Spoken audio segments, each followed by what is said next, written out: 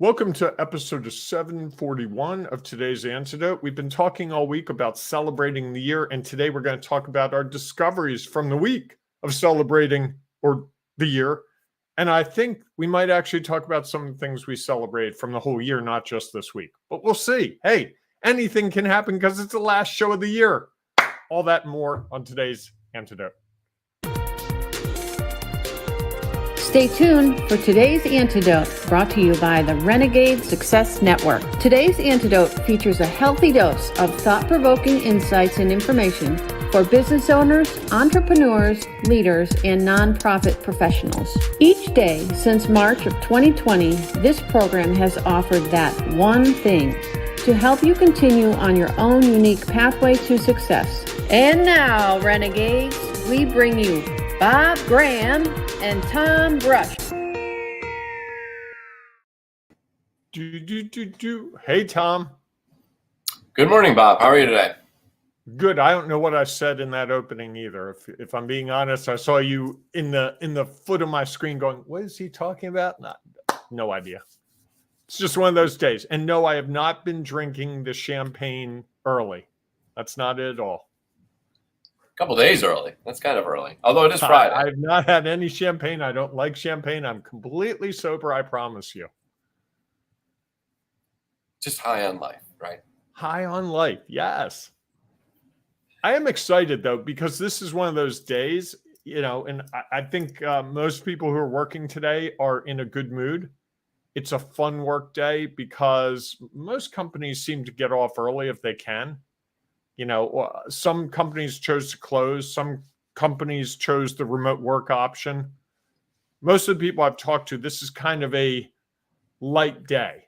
Now, I do know a couple of people who are working on like big end-of-year contracts that have to be done today so they can go through the process so that they start the new year. But for the most part, everyone I've talked to is kind of like, yeah, I'm going in the office Friday for a couple hours, and then we'll probably have lunch, and then they'll send us home. This was always a big day in the nonprofit space because of the tax. This is the time when I forget the numbers now, and they probably changed a little bit, but something like, I don't know, I'm going to probably 40%. This might be a little higher than that of all giving? Donations happen in the last 3 days of the year, 29th, 30th, and 31st. So the fact that the last day of the year is a Saturday throws it, right? Throws it a little bit. Well, I mean, you still can. Well, it's different. Well, there's a couple of things. One, if you're sending in a check, as long as the envelope is postmarked the 31st, right? You're okay. Two, now with online giving, though, everybody, and email and social media marketing, people can still make their gifts over the weekend. So, I mean, it's a little bit different, although.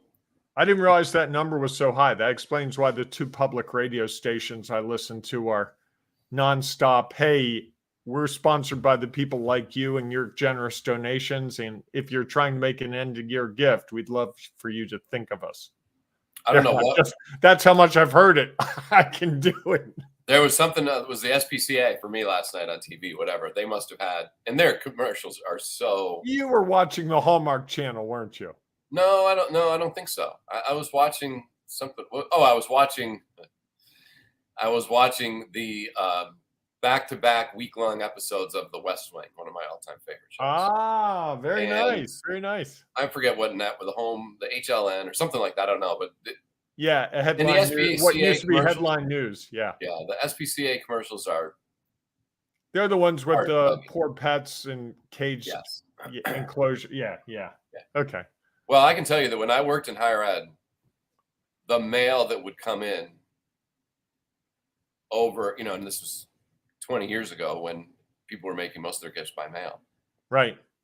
It was insane, the amount of mail that we would get and the number of gifts that they would process between now and like next Friday. Usually about a weekend, most of the mail had sort of rolled in.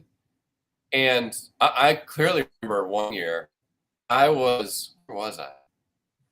I think I was at home. No, I was at my kids' swimming lessons on December 31st. And I got a call from one of our big donors, which I thought was odd at the time.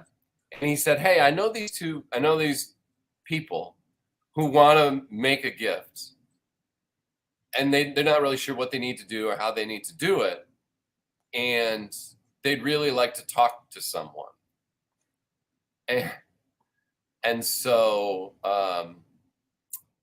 so I was like, and he's like, "It's going to be worth your time, trust me." I'm like, "Okay." So I got my kids home from school. I called them and I said, "Okay, I can probably be over at your office," which wasn't that far from where I was, in a half an hour, 40 minutes, if that was all right. And they're like, "Yeah." So I took the kids home, and sure enough, it was a $10,000 gift plus a match, and they Wow. be, they became very consecutive donors year after year after year. And it was almost always, you get those things where you get a call on December 31st. You're like, "Hey, you're going to be around on the 31st." Like, "Yeah. Do you mind?" Is this where you I tell can. us, and that's the start of the Gates Foundation? No, no. Oh, okay. $10,000 would not be the start of the Gates Foundation, I don't think. Well, they had to start somewhere. Yeah, true. And so it was just always a fascinating thing that,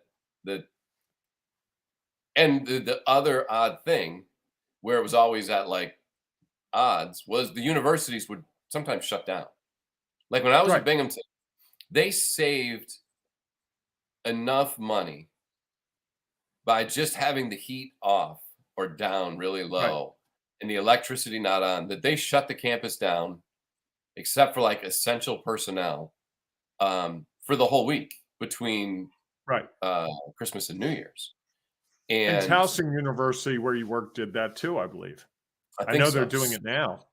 So I would always have to go in because I was just check the mail, and the mail room was working, and there were always a couple people, and the office was colder, and it was just an interesting time. Like everybody else was at the campus was off, and there were a few of us who were like, "Yeah," and somebody always had to be available to be reached by phone in case somebody wanted to make a stock gift or they had a question.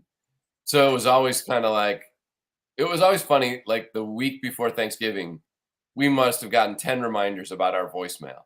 Like, put on your voicemail how you can, that this is the number to call if somebody wants to make a gift, and there'll be somebody there to answer their call. And change your email. And it was just a fascinating time of year because so many gifts did come in at this time of year as people were thinking about their taxes and thinking about year-end stuff. And Okay. it was fascinating. Okay. Well, Yes. something to think about in the final days of the year. If you have a nonprofit that you want to support, this would be a great time to throw some money at them. They do valuable and important work. I know Tom works with a lot of nonprofits, and I've worked with some as well.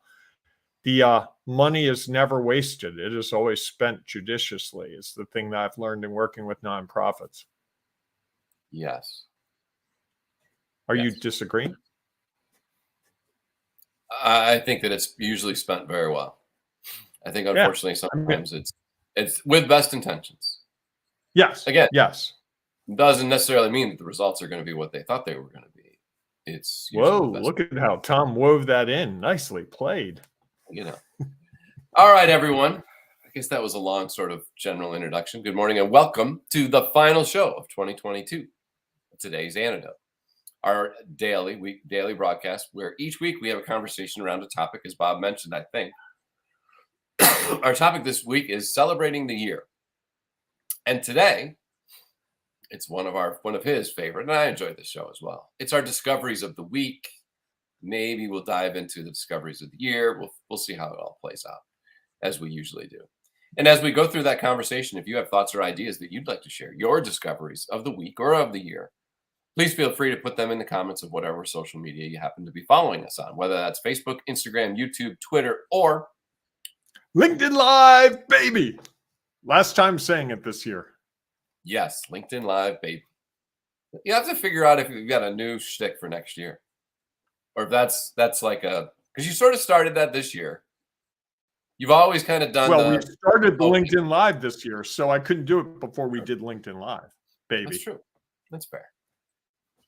And it is memorable. It is memorable. There is no doubt. I had And someone about 6 months ago say they got thrown in Facebook jail and couldn't see us on Facebook, and they remembered that we had LinkedIn Live because in their head they heard LinkedIn Live, baby. And that's what took them to LinkedIn Live. Interesting. It's the power of consistent reminders. Well, I wonder if LinkedIn Live Baby, because of course Bob purchased the domain for that. If Of course I did. You make it sound like it's a silly decision. That could be really valuable. Could be. Yeah. I would never judge your decisions. Anyhow, enough of that. $10. So I'm not arguing it at all. Just and if you haven't been to people aware. LinkedInLiveBaby.com, go there. Yes, I'm wondering though if that should go to our website or if it should go to the podcast. Okay. I don't know.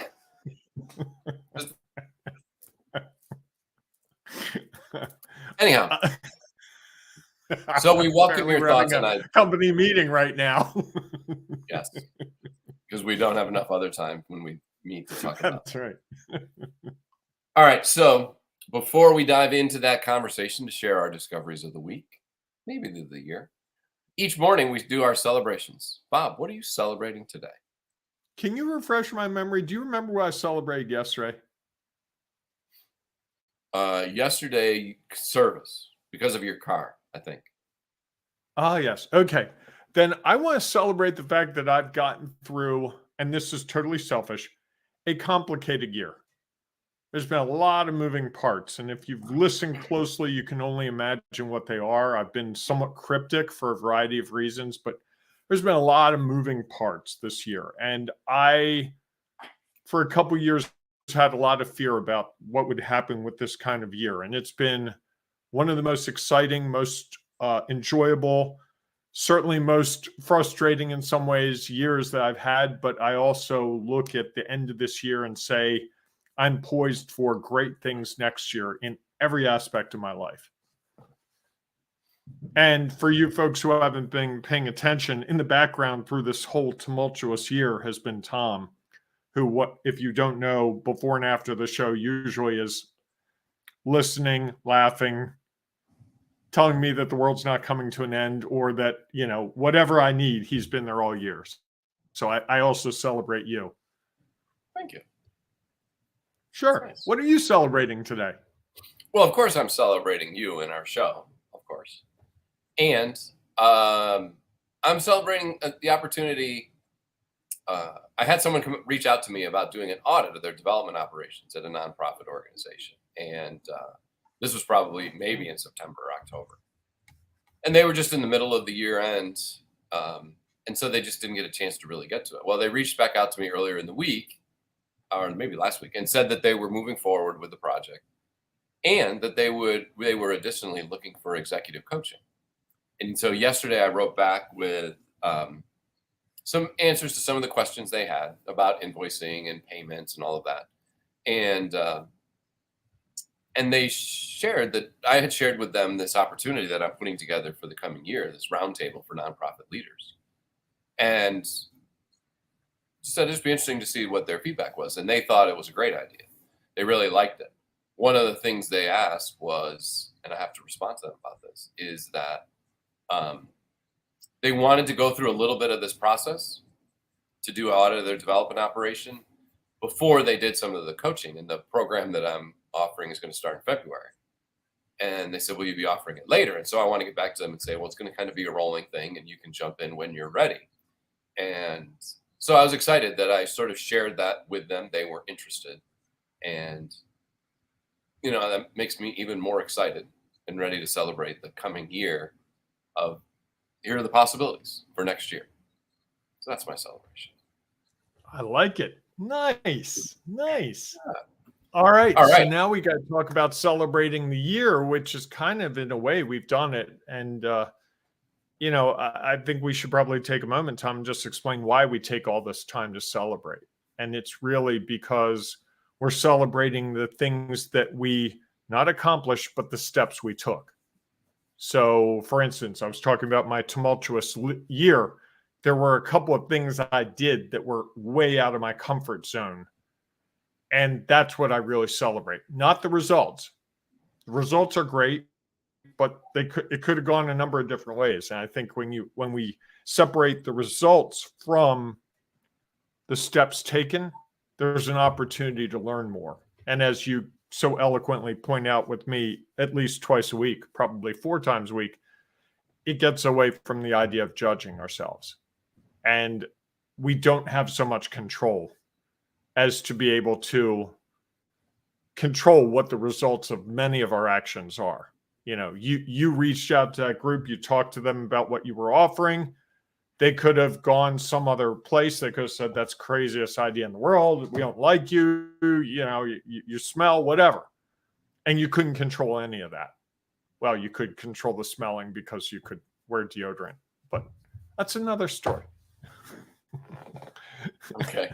But as we think through it, I think what I discovered this week that was rather interesting to me is that celebrating does more than change our mindset.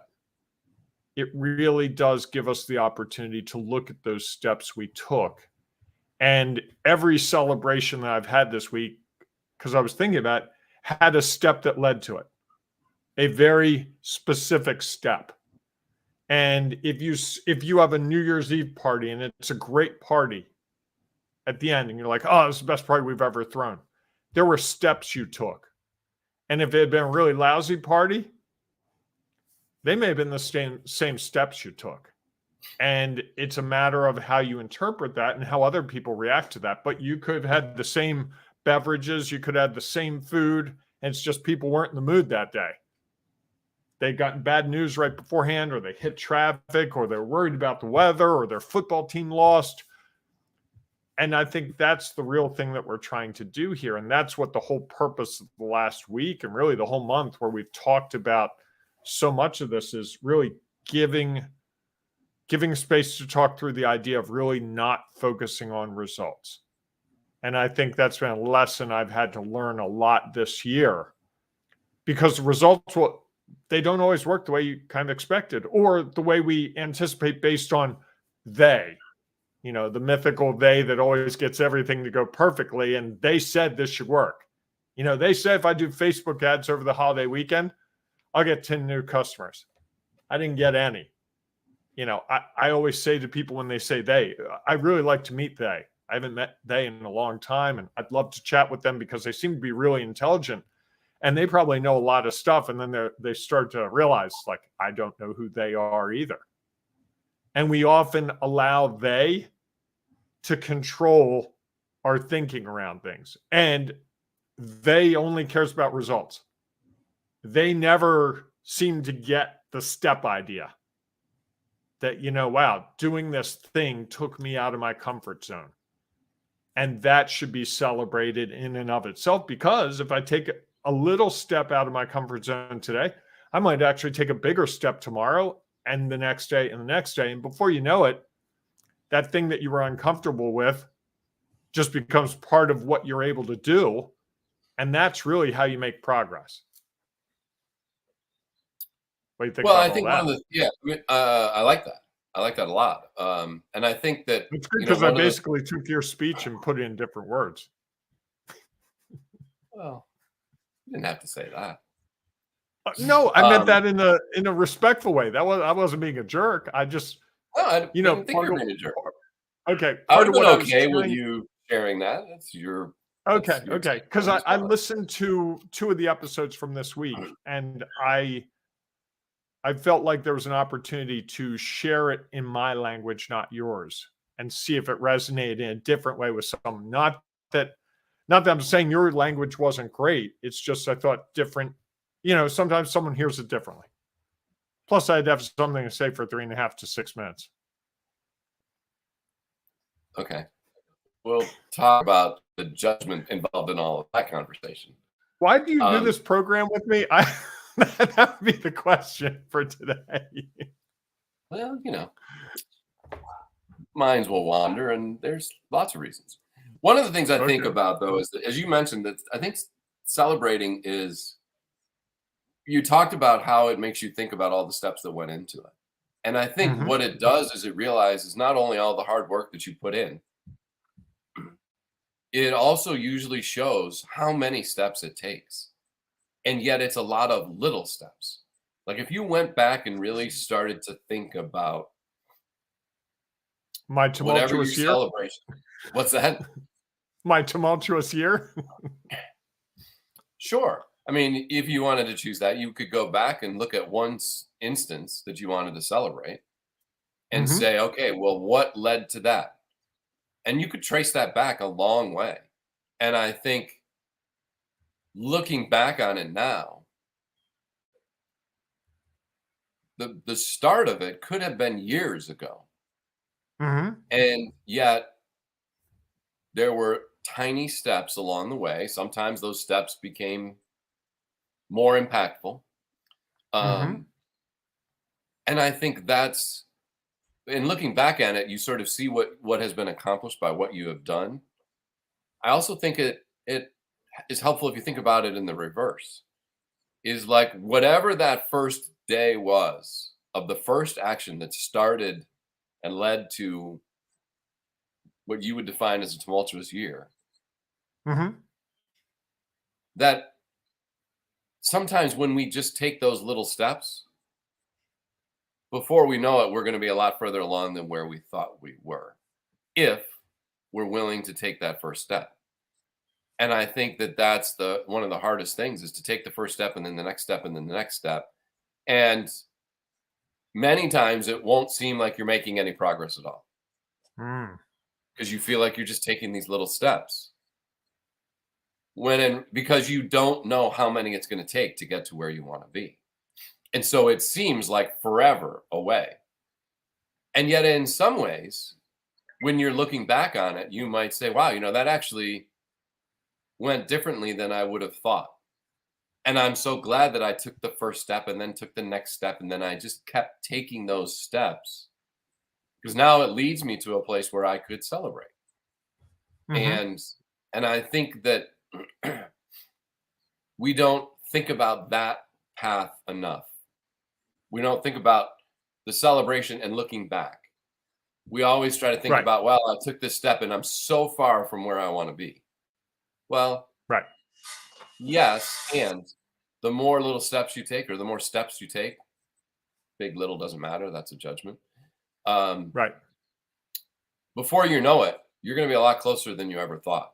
And I think, that's a little bit about what we're trying to get people to look at in our workshop next Thursday. And there's still a few spaces if you're available. So please let us know you're interested. That If you're in the Baltimore area, correct. it's not That's online. not yet. No. Not yet. It's Um, coming. that it's sometimes we just have to keep taking steps. And because we often don't measure what's our progress, we don't know how far along we are. I clearly remember the time that one of your big goals at one point was you wanted to own a beach house. Mhm. And we went through this conversation, and before you knew it, you had taken many of the steps to be a lot closer to doing what it was you wanted to do than you ever would have imagined. And I think so often that's the case, is because we're Well, not. and to be really clear about that, Tom, what was the missing step? I hadn't identified the exact house. Almost everything up to that step was clear. And when we started the discussion, it was kind of like, oh no, I got so much I have to do. I have to do all these things. And as we broke it down, I was farther along. And I find that to be the case in a lot of things that I'm working on. Well, and I think that's the thing is so often we give up just as we're about to close in on that. And I think because we don't know, right? We don't know what's going to be the next step that is actually going to have us achieve that. Because Right. we can't determine the results. We can just keep taking steps. And so I think to sometimes go back or often go back and say, "Hey, I have achieved something. Let me look back at all the things that I did that led to this achievement." And if you really did that and took a close look at that, there are probably times when you were very close to the achievement and you still felt Mhm. like you were a long, long way away because you didn't know. And so Right. I think that those are the things that I think are of real value of celebrating. Is it sort of understands what you did to start it off and all the things you've done to get you to where you want to be, which hopefully then allows us to say, wow, if I could do that, if you could thrive in this tumultuous year, Mhm. what does that mean that I could do going forward? And you might be Yeah, willing to absent take some steps. tumultuousness, there could be a lot. Well, you think about, okay, if I could do that, and if I could take all those steps to get to where I am, why can't I take all the next set of steps to get to wherever it is I want to go next? As long as you know where you want to go and you've taken the time to outline, here are some steps, so that when you get stuck, you're like, okay, I know I got stuck plenty of times during the last thing that I achieved. I just had to keep taking steps. And I think that when we do that, we eventually are going to get very close or achieve what it is that we desire. Does that make any sense? It does. It does. It makes great sense. I've enjoyed the discussion. It's really had me thinking in different ways about things that I sometimes don't take the time to celebrate and think through. And, you know, at the end of the year, I think there's a inclination to want to just celebrate. I made this much money, or I have this many clients, or the really important checklist things. And that isn't always it. What are typically on those Yeah. really, really important checklist things? Right. And the steps that got there, even if you didn't achieve them, are really what matters. Because if you learned how to write really good email copy this year, but your emails didn't work, or you figured out what wasn't good email copy, or if you figured out how to run a weekly meeting and you never really had that down, that positions you for this next year to be much more whatever you want to be, because now you have that skill set that you didn't have at the start. And I think that's ultimately what we're saying is you're developing all this knowledge, experience, and perspective that you can apply going forward to whatever you choose. And that's ultimately what helps us achieve our results, right? Yes. Yes. And I think so often we don't think of all of them when we're reviewing the year, we're celebrating the year. We think of the ones that the majority of people would say are worth a celebration. You know, trying to do something that doesn't work the way you thought it would, to me, is a celebration. It's like, look, I took some steps. I tried it. I learned, and if I took the time to learn from it, I'm in a much different place than I was when I started. And yet I think those are the things that we don't think about. We don't think about celebrating the things that didn't go as planned and how they help us, and they may help us if we take the time to leverage that to do things in the future. They probably potentially help us more. I've learned much more in the difficult times than in the easy times. Well, I also think in the easy times, we don't ask the questions. We just celebrate. Right. Because you got the results you expected, and you're like, woohoo, aren't I the greatest? And you move on rather than Whoa, stopping. It's like you're in my head. Whoa. That's exactly how it sounds. Yeah. That's what happens when you talk to one another I'm sure. 740 times. Yeah, so I think as I think about the week, you know, and the one we didn't spend much time talking about is what would you do differently? And I think that could you do differently? And I think that we did make that offer. If someone wants to walk through that, we'd be happy to go through that with them. That's why one of the reasons I wanted to bring that up. And I think the other thing is that one of the things that does, I think, and why I think it's a really good exercise, and if you have never, or if you struggle to try to figure that out, would be a great call with Bob or I to have, is it gets you starting to look forward rather than only focusing on either where you are and stuck in that moment, or looking back and judging what happened. Is it gives you the opportunity to say, okay, if I was going to do this again, what could I do differently? Now I've moved from what happened that I can no longer change to what could I do moving forward? And it provides us real opportunity to learn and then figure out how we can use that in the future to have things maybe turn out differently. Nice. Well, there's some chunky stuff to think about as we head into a new year. Yes, as we wrap up 2022. And if you have a discovery of the week that you'd like to share, please feel free to put it in the comments. It could be a discovery of the week based on our conversation around celebrating the year and the questions that we encourage you to ask, or it could be a discovery of the year that you had. Something that as you look back on the year was something that provided you with new knowledge, experience, or perspective. And, I think that taking the time to do that is a great way to celebrate. Not just the results you got, more importantly, about what was the impact on your knowledge, experience, and perspective.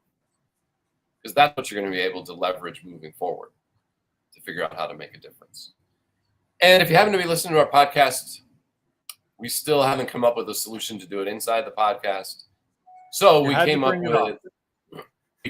with the next option, which is if you're a LinkedIn person, go to LinkedIn and join our Renegade Success Network for Leaders. Sam Hunt's in the house. He is. If you don't know, well, if you're on the podcast, you can't see, but otherwise, and if you don't follow Bob on social media, you don't know that his cat was there, Sam Hunt, who has become a celebrity on LinkedIn. He is. He gets more fan mail than me. You need a Twitter account. He's cuter than me. And if you are a Facebook person, you can join us inside the Ring of Renegades Facebook group, where you can share your discoveries of the week or of the year. And likely, as you're sharing them, you might find something that someone else shares. That could be the thing you are looking for to help you take your next step along your own unique pathway to success for whatever it is you desire in 2023. So with that, we look forward to seeing you in one of those groups. And for the last time in 2022, we want to wish you a great day and a great weekend. Hey, embrace the renegading you. We've been saying it week after week, day after day. Commit to it. Commit to it in the new year. Embrace the renegading you. Yes, indeed. And enjoy yourself this weekend. And think but about not too much. Well, I don't know. Don't be reckless. I said it. Clearly, Don't be reckless. We haven't shared that thought in a while, so that was good. That was very well done. Thank you. All right, everybody, go out and make it a great day. Don't be reckless this weekend, and we look forward to seeing you on Monday, January 2nd, 2023. Yeah. Hard to believe. Hard to believe. All right, everybody, go out and make it a great day. We will see you soon. Thanks for listening to today's Antidote, powered by the Renegade Success Network.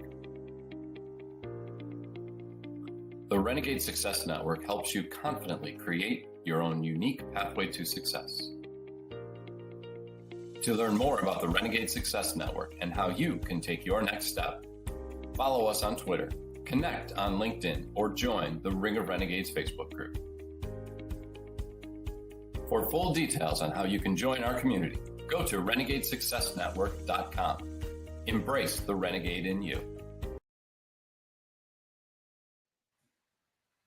Oops.